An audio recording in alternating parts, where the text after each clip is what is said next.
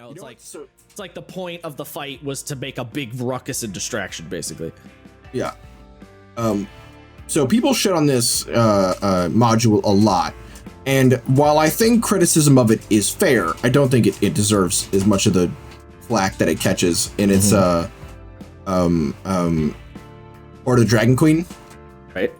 Because the first real encounter, right, and it's literally the second the game starts, is you rock up, you get to town, Ancient Blue Dragon is attacking, and you get to the fort, and they say, oh, we have a bunch of civilians that are, out of the fort. We need you to go save them. And, a new player is probably gonna be like, oh, save them. So just kill all the kobolds, right? And the answer is no. It's you have to actively go to the different districts of the town and find the NPCs and bring them back to the fort one by one. And you can, I've done quite a bit of I had to, because, I was running it for 2 people, and I was trying to figure out if it was even fucking survivable with 2 people. And with the right build, and I don't even mean a super metagamey, power buildy build, but with the right 2 classes, and I threw in an NPC cleric just to heal them, because it was their first ever game. It is doable to save them, but it's fucking hard. Yeah. You really gotta big brain it and take advantage of everything you get. Yeah, well, I think the thing that's interesting about that is, killing everything isn't even an option there, right? You could beat up all the kobolds you want all goddamn day long. You still have to get the civilians from point A to point B, and beating up kobolds doesn't just magically make them go from point A to point B. And you can't kill the dragon. So even if you genocide every kobold in existence, you still have to move the civilians from point A to point B and try and protect them from the whole dragon situation. Because dragon, because you're not killing the dragon, that's not fucking happening. At least not the level you're at that point. I said at the very beginning, right? You're level 1? Mm-hmm. Yeah, so I was like, yeah. So yes, I have heard people mention that too, and I do think that's a pretty good way to do it, where it's you could just keep killing and killing and killing, but you still need to do something else to actually get what you want. It's you're playing Blades of the Dark. It's all right, we need to steal this device. Cool. Murder everyone in the building. It's well, you still have to get it out of the safe. So, there's still that whole problem. It's also you killed everyone who knows the password. So I don't know what you're doing now, but you better figure something out. And yeah, I have heard. It's funny because a lot of the D&D modules actually try to do something like that, early on in the adventure, where it's oh, you're supposed to run away, or you're supposed to avoid this, or you're supposed to not necessarily just Avernus, right? But they all kind of fail. My pop wall. Yeah. Senpai, I miss you. Right. Well, yeah. So that's what I'm talking about, right? So to explain, in Avernus, for those listening, the literal first encounter of the game is you come into this tavern and you're looking for an info broker or some shit, right? I'm that. Yeah, whatever. Some NPC chick, and you go to talk to her, and she says, it's basically she's yes, I can help you. But there's a bunch of dudes after me. Yeah, there's dudes after me, and I can only help you if you get these assholes off my back. And then you as the players have to be all right, I guess we could try and do that. We weren't expecting this problem, but okay. And then a bandit captain and 7 bandits show up at the tavern and come upstairs to kill the chick you're talking to, the NPC you're talking to. And at level 1 with 4 players, a bandit captain and 7 bandits is comically overkill. Your chances are not, you can do it, but your chances are not great.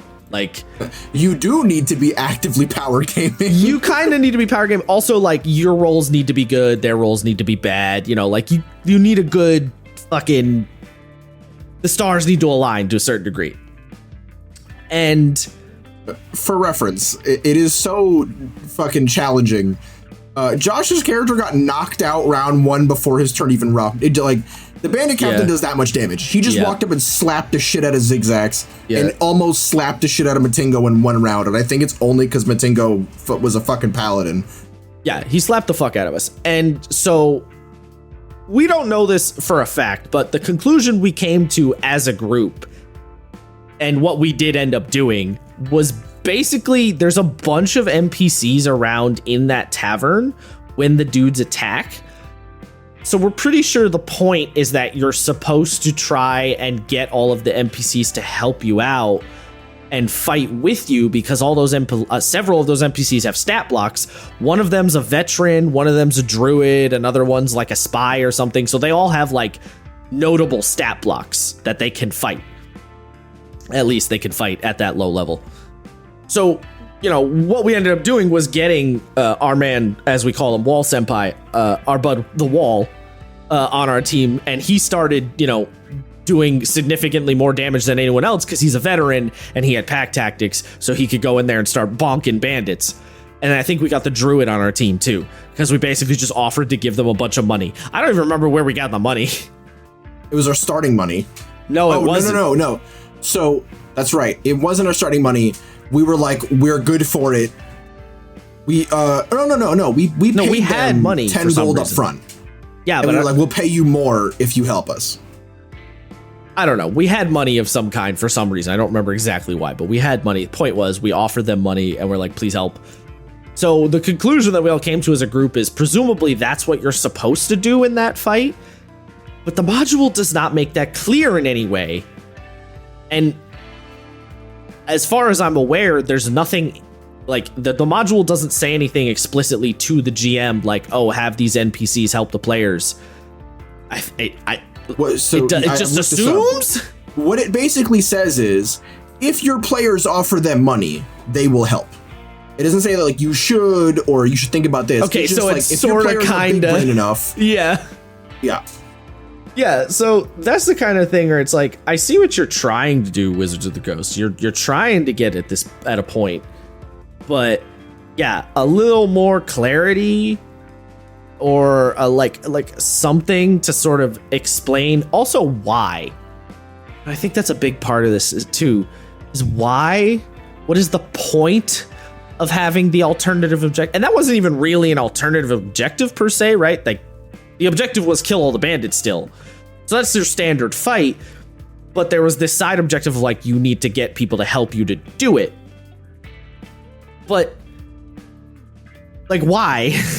What is the point? You know, the game doesn't explain. I think what they were trying to do is set up a sort of teaching moment where, because you're going to go into Avernus in that adventure where wheeling and dealing is kind of like a standard thing that devils do, I think they were trying to teach you that like, hey, you should consider wheeling and dealing sometimes in order to get the shit that you want. You know, or to get help with something, because Avernus is gonna want to do that a lot. And if you can, you know, trade devils the fucking hell coins or whatever, you know, you might be able to get something going. I think they were trying to teach that, but that's just me speculating mostly. Yeah, that we do not know that for a fact. Yeah, we don't know that for a fact. And